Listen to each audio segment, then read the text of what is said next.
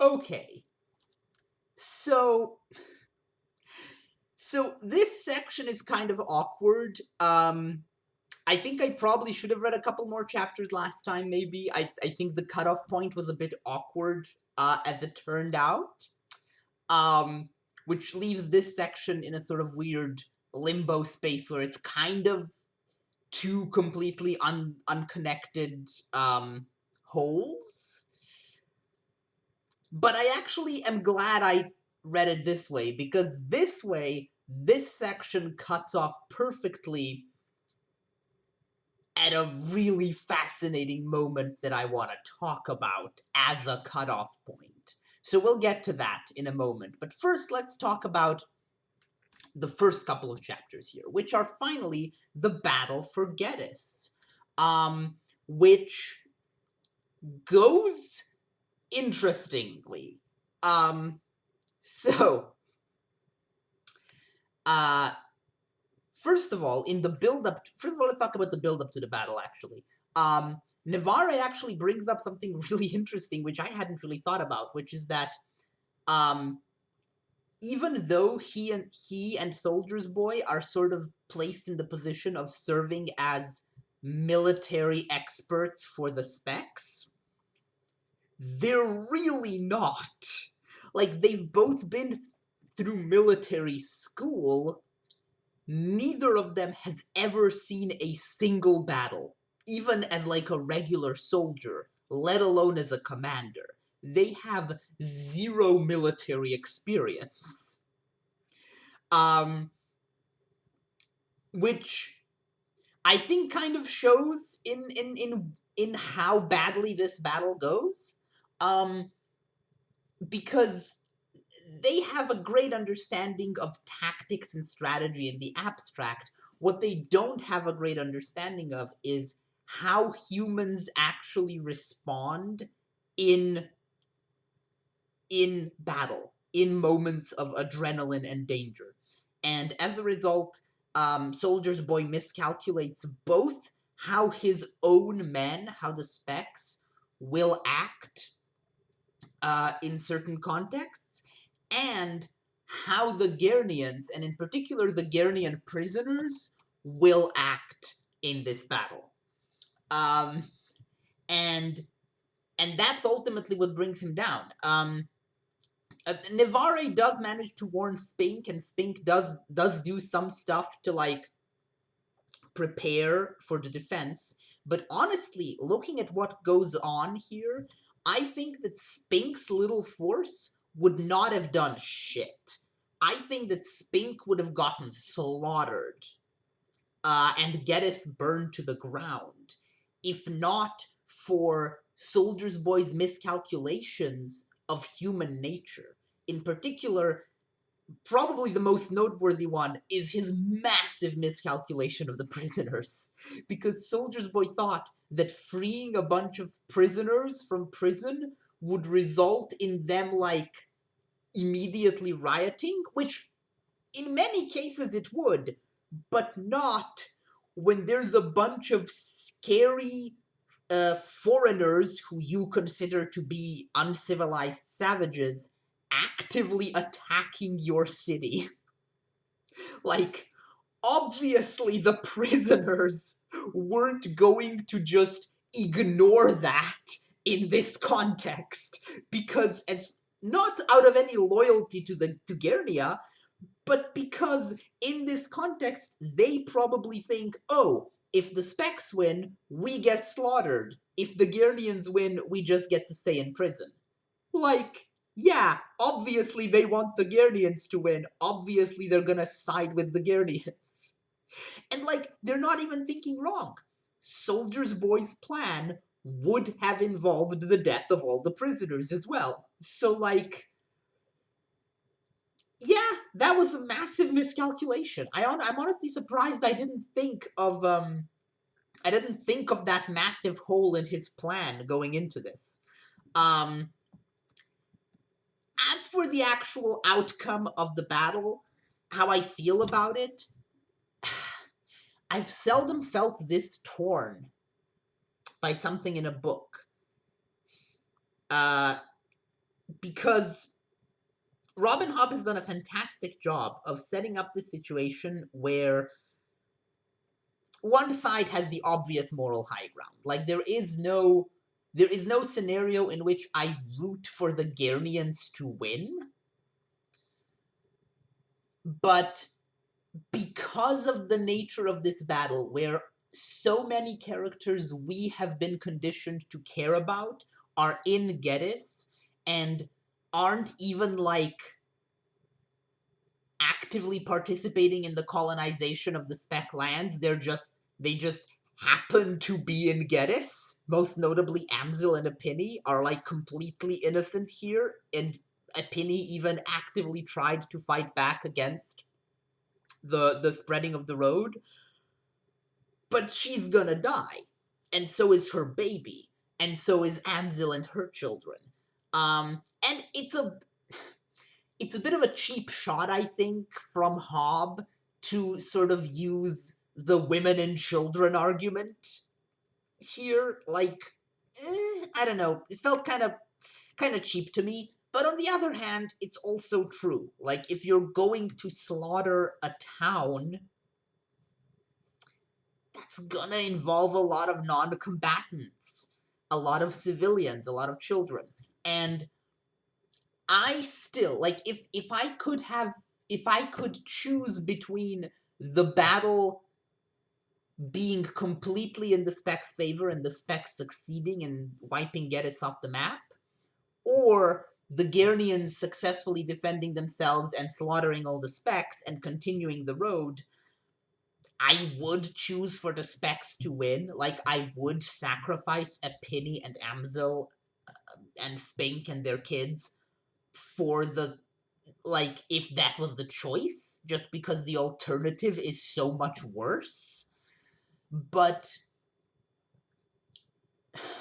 I'm glad that that doesn't appear to be the choice that was actually being presented, because it does seem like we're going to get kind of the best of both worlds in terms of outcomes, where a lot of the characters we care about do survive, and the road gets stopped. We'll talk about that in a moment.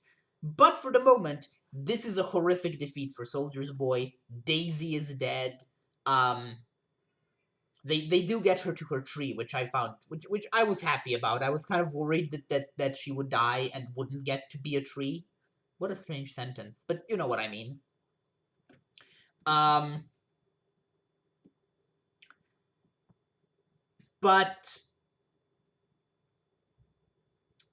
but what really gets me here is Soldier's Boy, like, just being completely broken. Because Soldier's Boy, up until this point, has been incredibly prideful, both in his relationship to Navarre and in his relationship to other Specs. And now, that has been broken. That pride has been broken. And I think it is the breaking of Soldier's Boy's pride that allows him to realize the necessity of what happens next. But before we get to what happens next, I do want to talk about one section here, which is Buell Hitch. So, completely unexpectedly for me, Buell Hitch shows up again as a tree. I really thought we were done with this character, to be honest. I'm glad we're not, because I find Buell Hitch very interesting and I really like him. But there's some weird shit that goes on in this section. So, first of all, Buell Hitch begs Navarre for forgiveness for his crimes. And Navarre basically says, oh, well, it's not your fault, the magic forced you to do it. I have an issue with this. I do agree that Navarre should forgive Buell Hitch for what Buell Hitch did to Navarre. Because, like, that was what the magic really wanted. My issue is with the death of that woman who he murdered. That's not something Navarre gets to forgive, because it wasn't a crime against him, even if it was done in service of accusing him of murder. And it's also not something I think can be justified through the magic. Like, yes, the magic threatened Buell Hitch and basically forced him to do it because if he didn't, his life would have been ruined. But, like, I feel like some things are horrible enough that you don't have a right to do them even under duress. I feel like Buell Hitch, I don't know. I don't know how much he could have resisted because Navarre seems sometimes uniquely capable of resisting the magic when he wants to. I don't know if other characters who aren't great ones have the same ability, but if it was at all possible to resist the magic, no matter at what cost to himself, I think Buell Hitch had kind of a moral obligation to do so rather than murder an innocent woman. So that part I'm kind of it feels like the narrative is letting Buell Hitch off a bit too easy for the murder. Um, and also, perhaps more sort of weirdly for me, it feels like the narrative is framing Buell Hitch's real crime as being what he did to Navarre, and kind of forgetting that there's a murdered woman in the story. And that's a weird thing to say, because throughout these novels, Robin Hobb, for what should be fairly obvious reasons, has been very good at reminding us of the female perspective, reminding us of the agency and subjecthood and personhood of the women in the story. And it feels weird that that is not extended at all to the sex worker Buell Hitch killed. Instead, her murder is seen entirely as an act against Navarre, a crime that Navarre is in a position to forgive. Whether you see it as Buell Hitch's fault or the magic's fault, it feels weird to just ignore the dead woman. And I'm just not super comfortable with it. It feels kind of skeevy. I don't know. Eh. Um, and speaking of and speaking of things that feel kind of skeevy, I'm I will say this is something that can still improve in the remainder of the book. This might not be my final verdict, but right now, in general, there is a bit too much of a reduction of women to their motherly roles. Like Epine, one of the strongest, most interesting, most dynamic characters, has been reduced to this shell of herself primarily through pregnancy and childbirth. Olikea, and a character who was purposefully written to be the opposite of like the loving motherly character, has again been reduced to this shell of herself by the temporary loss of her son. Um, it's I don't know. I'm not I'm not happy with that. Kinrove's feeder is motivated entirely by her desire to have children. There's just so much, and the characters who aren't like that, well, really, they've been written out of the story.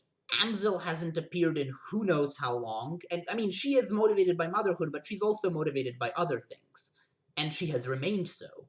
Um, Daisy wasn't like that at all, and she got killed off. Lysana isn't like that, but she's barely in the story at this point. It's and Yarrow also is basically absent from the plot at this point. I don't know. I'm obviously not accusing Robin Hobb of misogyny. She has proven already that that is not the case through the previous two books. But I do kind of feel like maybe,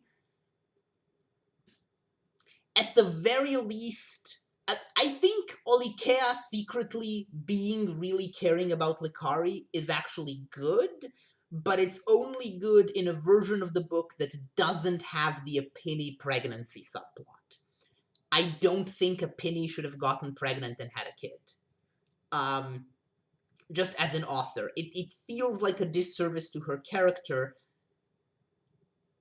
And this sounds weird because what I mean is, obviously, her having a kid is going to be central to her life. Like, if you have a character get pregnant and have a child, that is pretty much inevitably going to be what that character's life is about for a while. That's how having children works. I just don't think that should have been done with a penny at all in this story. It just doesn't strike me as the right move for her if I were writing this.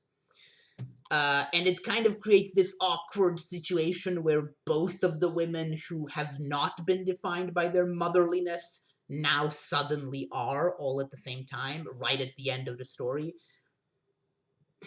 I don't know. I'm hoping Epini gets back to herself because she was my favorite character for a long time, and I really hope we get to see more of the real Epini soon instead of this depressed, despairing, uh, drugged out of her mind, obsessed only with her baby version of Epini. Which again is not to say that I'm not accusing Epini of being weak or anything for succumbing to her situation. It makes perfect sense that she would respond the way she has to the circumstances she's in. What doesn't make sense to me is why the narrative has contrived itself out of its way to place her in those circumstances. Okay, rant about Epini over. Rant 2 beginning. The other thing is that we are still getting a bit too much both sides discourse when it comes to the Specs and the Gurnians. Nevare's main counter argument to Soldier's Boy is still, how are you any better than the Gurnians if you slaughter them? Which is just so stupid. So stupid. Such a stupid argument. I wish Navarre made better, because there are better arguments. You don't do the comparison. Like, say that it's morally wrong to slaughter innocent civilians, but do it without implying that it's equal to the colonization and systemic violence being enacted by the Gurnians. I don't know. That's how I would go about it. Again, but okay, fine. um, yeah, those are the two major nitpicks I have with this section. Um, okay, now having gone over that, let's talk about the second half, the final couple of chapters here, which is Navarre and Soldier's Boy, Soldier's Boy really, going to Kinrove, freeing Likari, and which, by the way, I just want to say, we now have explicit confirmation that that Kinrove has control of the dance. He calls people to the dance, and he can release them at will, because he just does that to Likari. All of that bullshit about it being the magic itself that calls them and the magic itself that compels them to dance was just lies, I guess. So, Kinrove is a monster. I hope someone kills Kinrove, please. Anyway, that's irrelevant to what I'm talking about here. The point is, Navarre goes, frees Likari, but Soldier's Boy goes and frees Likari. Navarre is just along for the ride. And then Soldier's Boy asks Kinrove to essentially force him and Navarre back into one person, to Navarre's horror. And the thing that's interesting, so it works. They are ultimately fused back together through the medium of dance. We learn some really fascinating stuff about Kinrove here, about how every movement he makes is part of the dance. And I really like how the fact that he can't move very much because of his bulk is taken into account, And we are basically told that he has had to adapt his dancing to incorporate very slight and subtle movements, like the way he picks up a cup, the way he turns his head, the gestures of his fingers. All of these things are actually part of the dance that he leads. Um, and Navarre has, and well, Soldier's Boy has his own dance very quickly, a bit sooner than Kinrel expected, and it results in Soldier's Boy and Navarre getting smushed back together. Finally, after all this time, they're back to being one person. But which person are they? That's what I find fascinating, because Soldier's Boy seemed to think that Navarre would basically just melt into him, and that the end result would just be Soldier's Boy, but with more of but with Navarre fully incorporated. And Navarre himself seemed to believe that. Like, Navarre, for a long time throughout this book, has worried that if they were to fuse again, it would be him who would be subsumed. But I don't think so. First of all, the person who emerges from this fusion continues to narrate to us in the first person, and continues to refer to Soldier's Boy in the third person and Navarre in the first person when talking about that fusion, which seems to indicate that this person is more Navarre than Soldier's Boy. Secondly, this person has Navarre's concerns and motivations more than Soldier's Boy's. Um, uh, because what he does next, which I'll talk about in a moment, seems to indicate that he obviously does want to end the advancement of the road, but he also very, very, very much wants to preserve uh, Guernian lives, and most specifically wants to preserve the Burvell family name, which and those motivations are much closer to Navarre at the end of last book than Soldier's Boy, because you might think, oh well, the care for Guernia and the Burvells comes from Navarre, and the care for the Specks comes from Soldier's Boy, but no, because by the end of the last book, Navarre himself did already want to stop the road. Like, the problem here has not been that Navarre isn't on board with stopping the road. He just didn't like Soldier's Boy's methods. So this fused version of Navarre is clearly more Navarre than Soldier's Boy, because what he does is he does the thing that both of them want, but he does it specifically in a way that Navarre wants. So I guess Soldier's Boy kind of screwed up. He wanted Navarre to be melted into him, and instead the opposite happened. Which makes which is interesting. The book is still not over. Actually, let's talk about that. Let's talk about what Soldier's Boy does here. Soldier's Boy ends the plot of this trilogy just casually. Not Soldier's Boy, Navarre, the new person, the new fused version of him, ends the entire trilogy, basically. Like, everything has been wrapped up now. It hasn't been explicitly stated, but it's very clear that the road has now been stopped in the long term, because what's happened is Navarre Soldier Son journal has been passed on to the Queen of Guernia uh, through Epini's mother, who is giving her the journal to curry political favor back in the capital. And that journal contains the knowledge about what the trees mean to the Specks, and the Queen is in a unique position, which is that she has power to influence things, and also does believe in magic, and probably would care about this knowledge. She would do so for the wrong reasons, but she would still probably care. And then on the other hand, the rock that Navarre gave